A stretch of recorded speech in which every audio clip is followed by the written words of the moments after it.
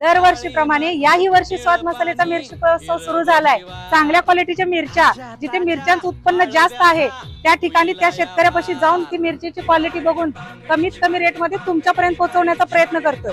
तुम्हाला या ठिकाणी अनेक प्रकारच्या मिरच्या बघायला मिळतील। त्यामध्ये बेडगी असेल, काश्मीरी असेल, लवंगी असेल, संकेश्वरी असेल, गुंटूर असेल। आणि याही वर्षी माझा मसाला कलर, तिखट, टेस्ट वर्षभर टिकून राहिली पाहिजे म्हणूनच तुमच्यासाठी घेऊन आली आहे या सर्व मिरच्या। तर हा महोत्सव 15 मार्च ते 30 मे पर्यंत मैत्रिणींना सुरू आहे। तर वाट कसली बघताय? जवळ तुम्हाला जी सोयीस्कर असेल त्या शाखेला जावा आणि तुम्हाला असणारी मिरची खरेदी करा। जत येथे पार्सल कंपनीचे ऑफिस फोडणारा आरोपी जेरबंद, 1.5 लाखांची रोकड हस्तगत। जत येथील डिलिव्हरी लिमिटेड पार्सल कंपनीचे ऑफिस फोडून 1,52,000 रुपयांची रोकड लांबवणाऱ्या आंतरजिल्हा चोरट्याला अटक करण्यास सांगली स्थानिक गुन्हे अन्वेषण शाखेच्या LCB पथकाला यश आलं आहे। वैभव बबन जाधव वय 25 राहणार बारामती जिल्हा पुणे असं अटक केलेल्या आरोपीचं नाव असून त्याचा वडील बबन सर्जेराव जाधव हा सराईत गुन्हेगार सध्या फरार आहे। याबाबत सविस्तर वृत्त। डिलिव्हरी ऑफिस चोरीचा गुन्हा उघड, 1.52 लाखाचा मुद्देमाल जप्त करण्यात आला आहे। पोलीस अधीक्षक तुषार दोशी आणि अप्पर पोलीस अधीक्षक कल्पना बारवकर यांच्या मार्गदर्शनाखाली LCBचे पथक जत भागात पेट्रोलिंग करत होते।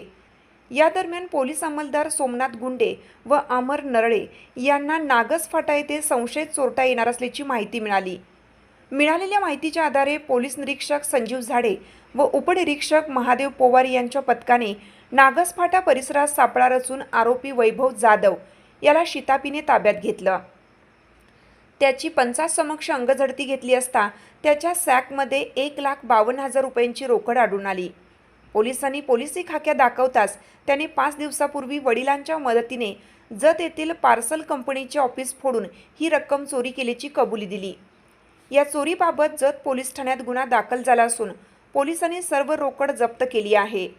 या गुन्ह्यातील फरार मुख्य आरोपी बबन जाधव याच्यावर कोल्हापूर, पुणे, सोलापूर, नाशिक यासह विविध जिल्ह्यात कुरिअर आणि पार्सल ऑफिस फोडल्याचे अनेक गुन्हे दाखल आहेत। अटक केलेला आरोपी व जप्त मुद्देमाल पुढील तपासासाठी जत पोलिसांच्या स्वाधीन करण्यात आला आहे।